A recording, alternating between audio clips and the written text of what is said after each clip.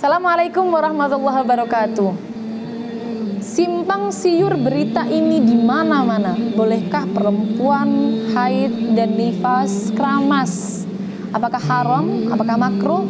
Jawabannya ternyata kalau keramas saja maka diperbolehkan. Sebenarnya ini semua berawal daripada suatu makalah. Salah satu pendapat mengatakan hadis dhaif sehingga tidak bisa dijadikan patokan hukum. Di dalam makalah tersebut disebutkan bahwa ketika ada satu anggota daripada orang yang berhadas besar ini terpisah sebelum dia mandi besar, maka nanti anggota tersebut akan kembali kepadanya di hari kiamat dalam keadaan jinabat. Hadis ini atau makalah ini tidak bisa mencetuskan hukum haram.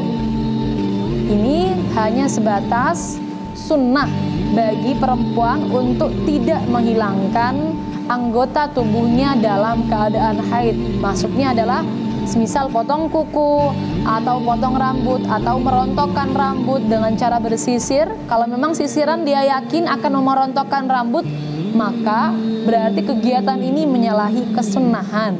Pol-polnya hukumnya adalah makruh, tidak sampai haram. Jadi teman-teman sekalian jangan khawatir.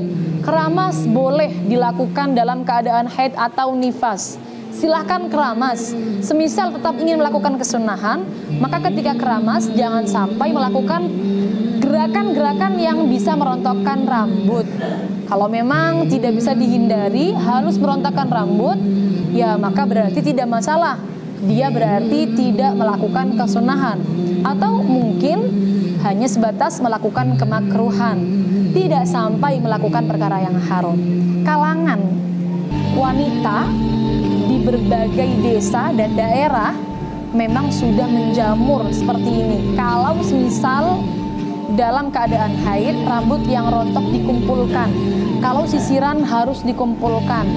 Berawal dari makalah tadi yang mengatakan bahwa rambut yang terpisah atau anggota yang terpisah akan kembali kepada orang yang haid atau orang yang junub dalam keadaan junub nanti di hari kiamat.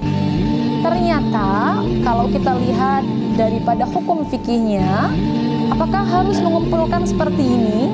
Jawabannya adalah untuk perempuan mengumpulkan rambut dan memendamnya itu bukan karena haid saja. Dianjurkan mengumpulkan rambut yang rontok dan memendamnya sekira tidak terlihat oleh orang-orang yang bukan mahramnya, baik dalam keadaan haid ataupun tidak dalam keadaan haid, dalam keadaan suci. Jadi mengumpulkan rambut tidak haid ataupun haid itu dianjurkan dalam syariat. Tapi kemudian setelah dikumpulkan dipendam atau ditaruh di tempat sekira tidak terlihat oleh orang-orang yang bukan mahramnya, lelaki yang bukan mahramnya.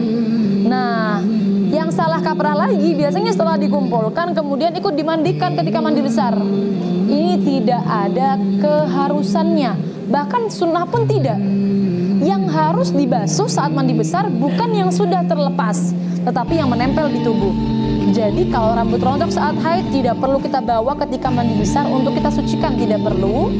Cukup kita kubur agar tidak terlihat oleh laki-laki yang bukan mahramnya. Sekian dari kami, kurang lebihnya mohon maaf. Wassalamualaikum warahmatullahi wabarakatuh.